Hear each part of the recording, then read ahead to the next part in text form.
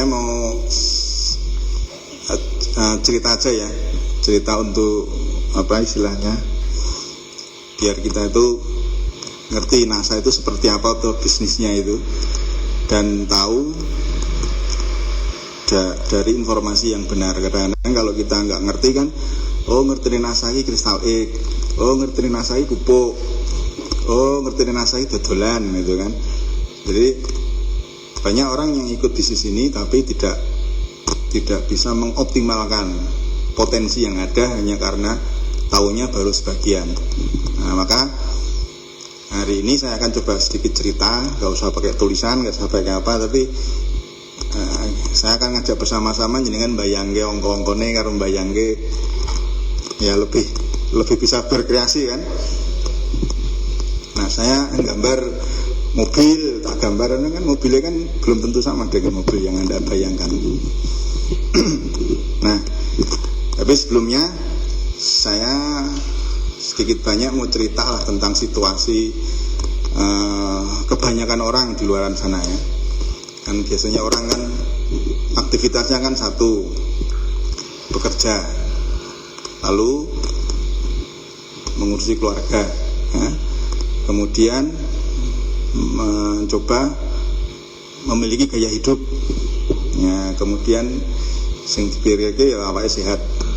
Nah, setelah kita lihat semua ini kebanyakan di luar sana itu banyak menghadapi problema ya. Yang bekerja itu punya masalah apa, biasanya apa, merasakan gajinya kurang cukup ya, masih jauh dari cukup. Kemudian kadang-kadang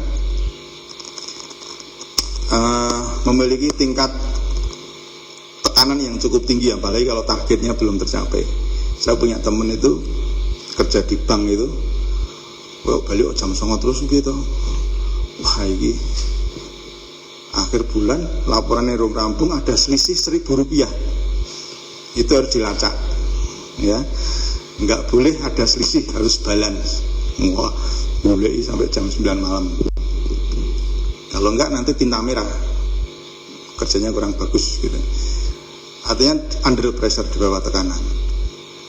Ya, hubungannya dengan gaji, akhirnya banyak orang yang memiliki solusi kerja lembur untuk nambah penghasilan.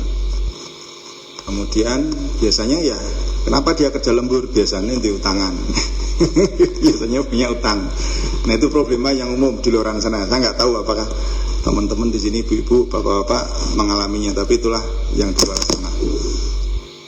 Akibatnya ya waktu untuk warga yang berkurang. Ya. Kemudian dari sisi kesehatan, karena kerja di bawah tekanan, harus kerja lembur, mengejar target, biasanya stres,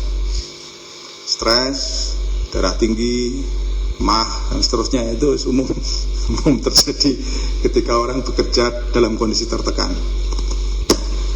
Tentang gaya hidup, nah ini kadang-kadang gaya hidup itu, ya kalau gaya hidupnya itu penghasilannya bisa untuk memenuhi gaya hidup.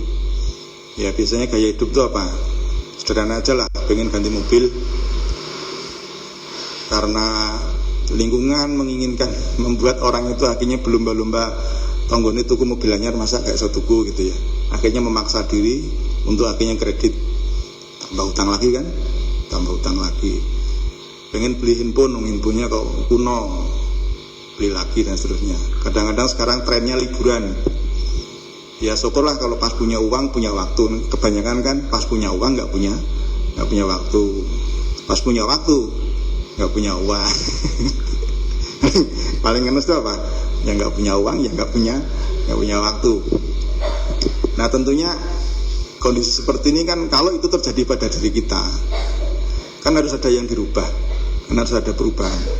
Tidak mungkin lah kita menghasilkan hasil yang berbeda tetapi tidak mau berubah.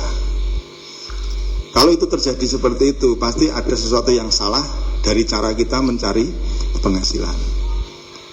Nah, Robert T. Kiyosaki dalam bukunya Cash Flow Quadrant, dia mengatakan ada 4 kuadran yang membedakan cara orang mencari penghasilan. Yang pertama itu kuadran E, yaitu employee, bahasa Indonesianya adalah pegawai. siapa saja yang bekerja untuk orang lain, bekerja di tempat orang lain, dia menjadi bawahan, dia punya atasan, maka dapat dikatakan dia pasti pegawai. Ya. Nah, pegawai itu penghasilannya ditentukan oleh atasannya. Ya. Tidak mungkin pegawai itu penghasilannya di atas atasannya. Ya, nggak mungkin toh. Biasanya kalau pegawai atau di bawahan itu pekerjaannya lebih berat, penghasilannya lebih kecil. Itu problem juga. Kemudian self employee, bekerja untuk dirinya sendiri. Ya. Tidak punya bos, bosnya ya dirinya sendiri. Dia bisa menentukan penghasilannya berapa. Ya, contohnya dokter. Ya. Dokter itu kan bisa suntik sing kono nyuntik 10.000. Aku sing nyuntik 50.000 kan ora apa-apa. Ya, enggak ada batasannya. Cuma yang membatasi apa? Yang membatasi waktu dan umur. Ya. Dokter itu akan dapat penghasilan manakala dia bekerja.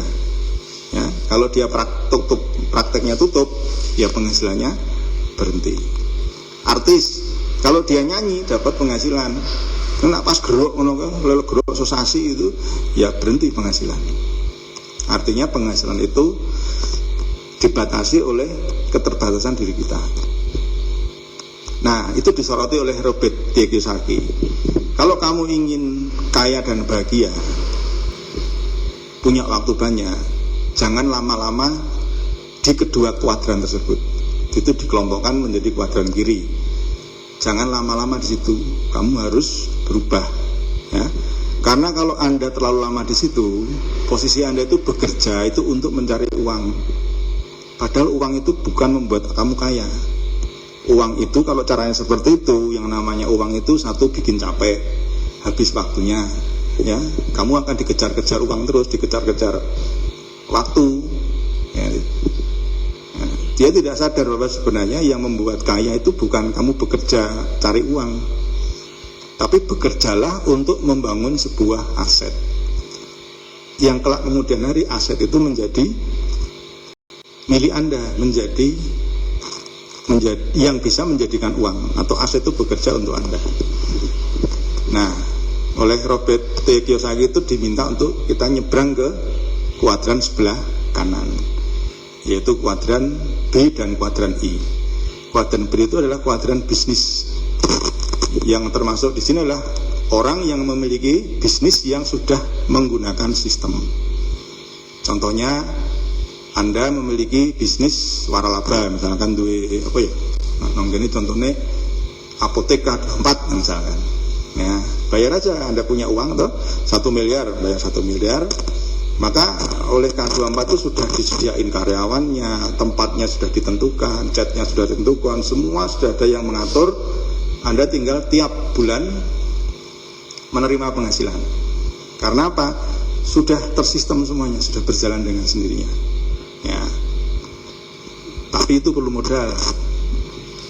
Kalau Anda punya uang 1 miliar gitu bisa. Ya, seperti itu bisa. Nah, kemudian dalam bukunya itu juga disebutkan salah satu bisnis yang bisa dibangun sistemnya itu network marketing. Nah, kemudian kalau Anda sudah punya uang sisa, Anda bisa masuk ke wilayah investor. Ya, beli tanah, beli rumah, disewakan. Beli tanah, beli rumah, disewakan. Itu yang bekerja itu uang kita. Uang bekerja untuk kita. Ya, kalau di kuadran sebelah kiri tadi, kita kerja cari uang.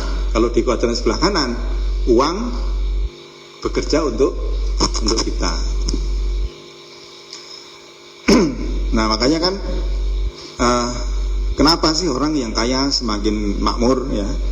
Orang yang miskin semakin miskin karena penghasilannya tidak bisa menyamai laju inflasi. Yang dulunya kita gajian iso nggo tuku sak kintal beras, mungkin setahun berikutnya gaji kita untuk beli beras mungkin berkurang berasnya. Itu yang namanya kesejahteraannya berkurang. Nah, tentunya ini harus, kalau kita sudah belajar seperti ini kan kita harus bisa mengevaluasi. Kecuali kalau kita memang aku ngene wis sayem kok ngono. Aku ngene wis sayem wis makmur bahagia ya sudah.